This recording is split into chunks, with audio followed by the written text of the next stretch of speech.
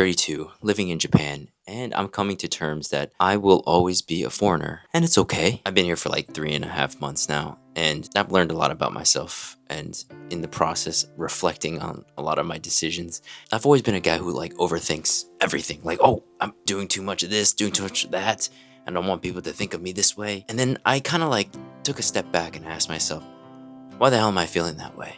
My new semester of classes just started. But one thing that I really appreciate a lot going to like school abroad is that I just feel so much more worldly, because like I'm meeting people that I would never meet like outside of my country, like meeting people from Mexico, Italy, Germany, Nepal, Bangladesh. And it's nice to just get all these perspectives on people, and no matter who you are, where you come from, people are still nice. And with new classes, I'm going to the coffee shop like Starbucks, studying and stuff. So I'm studying, and sometimes I'm editing videos, and I always feel like, damn, I really don't want people to know I'm a foreigner. So when they come by me, I do this move where I like start dimming my freaking laptop, because something about me was like, oh, I don't want to get exposed that I'm a foreigner. Like, I'm kind of too afraid to show who I am. And when I think about it, I'm like, why do I feel that way? Like, I'm editing videos of myself, and I feel really embarrassed that someone could see that I'm editing a video of myself and have them think, oh, look at this guy, he's making YouTube videos. But then I think about it a little more, and I'm like, wait, that's the truth. That's who I am. So I've been doing this thing now where I don't dim my laptop lights unless I'm trying to save battery, and I'm just owning who I am. Because that's the truth. Now I'm just sitting there doing my thing, relishing in the uncomfortableness of being who I am. It's kind of liberating. Yeah, so I'm coming to terms that my regular spot is actually the Indian spot, which is kind of funny because I'm in Japan. But I also brought my friends to the Indian spot because I love it so much. I go at least once a week, go after the gym, and he knows who I am.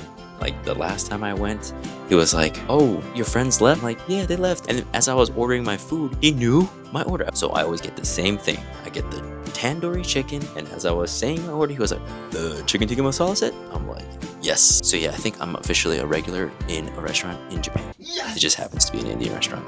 I guess technically I'm only 4 months in, and I can recheck that goal off my list.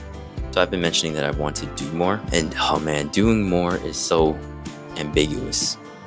I'm like, all right, I want to do more, but what is more? How do I do more? And for me, if I see an opportunity, I'm trying to say yes more. So I actually competed in a volleyball tournament recently. So you guys know I've been going to like these volleyball meetups a lot, and a guy that I play volleyball with, he was missing players for his team, so he asked me if I would come along, and I was like, this is it. This is me doing more. So I said yes, of course.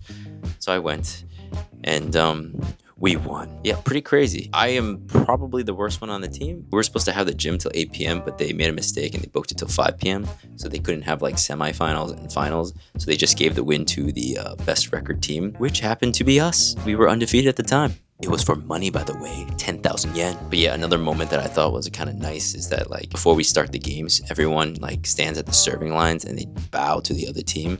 And I was like, wow, I'm so in Japan right now. So when I say I want to do more stuff, it just feels like the stuff I'm already doing doesn't feel like more, but I'm still doing the stuff that I'm already doing.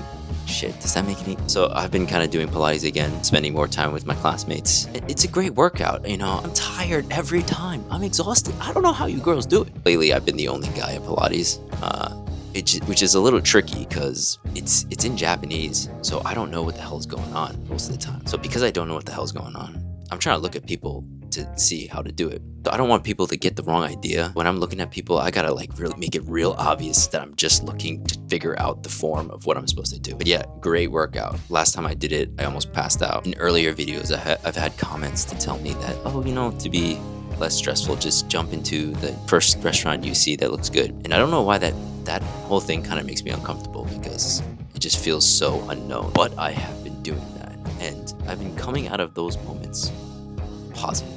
Every time I've had a moment where I think, I don't want to do it, and I take 2 steps away, I've been stopping myself from taking the 3rd step, and I turn around and do it. I went upstairs to do laundry, and I saw all the machines were taken. There's one washing machine in the lounge, and I saw that the lights were on in the lounge, and I was like, maybe I'll just do laundry another day.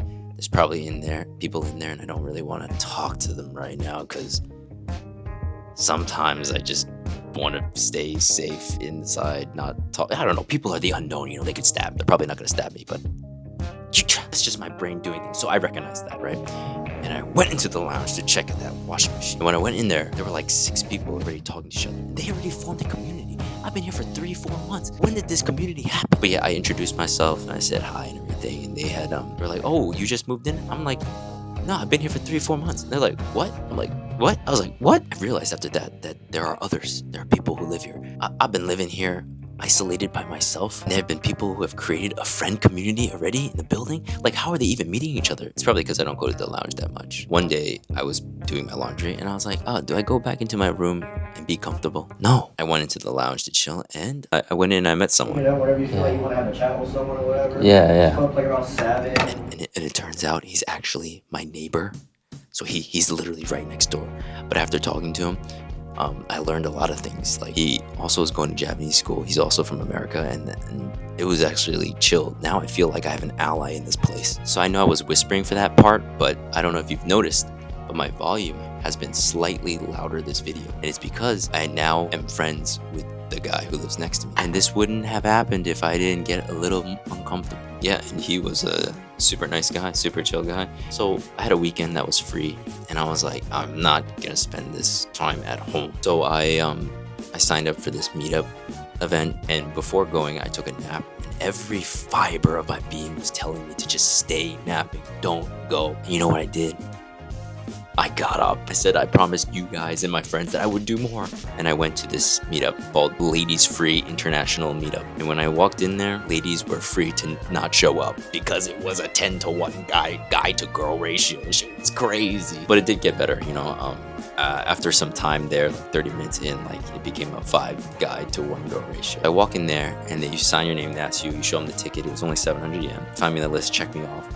Give me a wristband. I write my name on the wristband. They're just like, oh, you can go to the bar and buy a drink. That's it. And they just throw me into the water. Throw me into the wild. The general consensus for me is if I'm not doing something, I'm feeling weird as fuck. I go there, I buy my beer. And then after I buy my beer, I'm holding it. Oh shit. I almost went into this like mode where I changed who I am. I was like, all right, time to just be social as hell. Luckily, it's actually like a pretty cramped space, so it's like there's always gonna be someone right next to you. Because there was someone right next to me, I just straight up talked to them. I was like, oh, is this your first time here? We just started chatting because I could not handle the lameness of not doing anything and just standing there. I would rather be uncomfortable by talking to a random person to handle that kind of uncomfortableness. I mean, eventually he introduced me to some other people he met there. Now I'm chatting them, meeting a lot of foreigners. Everyone's nice. See, the nice thing about going to a meetup is people are open to meeting people because it's a meetup. You know, like, nobody's gonna shame you for saying hi to someone because that's the whole point. So eventually, like maybe like 30 minutes in, someone comes around with some playing cards, and you start pulling out cards, and then they divide you up into the suit.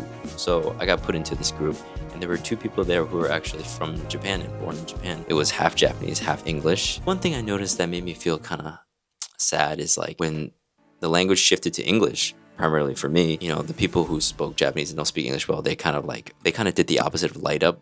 Like, they just started darkening down. When the language switches to Japanese, they're so bright and like talkative and expressive. Then I'm now darkened down and I'm just trying to listen and understand the language. And this just made me feel like, damn, I gotta try even harder to learn Japanese. Overall, I had a good time. Got to meet some people, got to meet some locals, made friends, and after exchanging like 6 to 8 Instagrams, you know, it was good. That was actually the first time been in a circle where people are speaking full Japanese and I'm part of the conversation. That was cool. Like, I was like, wow. At some point I was speaking Japanese and I could see everyone just like immediately go into lock-in mode to try to understand my shit Japanese. I just want to make jokes, man. I just want to be me.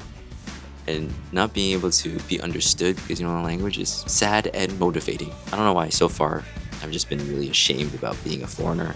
I've been hiding the fact that I am, but I realized that after this meetup, like, there are people out there in Japan that want to be friends with foreigners. You know, it's like, it's who I am. I'm a foreigner. A little eye-opening, so I'm very grateful that I got out of bed to go. Now back to where I live and some of the problems I've been dealing with here. Okay, I don't know who it is, but someone in this building has been stealing umbrellas on rainy days. I came home once with an umbrella. It was raining the whole day. I put my umbrella down and then I went upstairs for like 30 minutes to like get some stuff.